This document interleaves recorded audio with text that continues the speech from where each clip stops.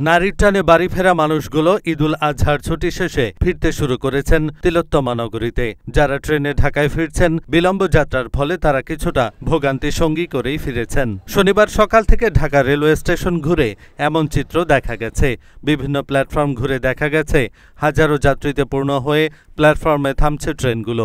যাত্রীদের কারো কোলে ছোট শিশু, কারো হাতে ব্যাগ, এভাবেই ছুটছেন প্ল্যাটফর্ম থেকে বের হওয়ার পথে। যাত্রীদের সঙ্গে কথা বলে জানা গেছে, ফিরতি পথের ট্রেনগুলোতে প্রচণ্ড ভিড় ছিল। এছাড়া পথে পথে বিলম্ব করতে করতে ট্রেনগুলো মোট 1 থেকে 2 ঘন্টা পর্যন্ত বিলম্ব করেছে।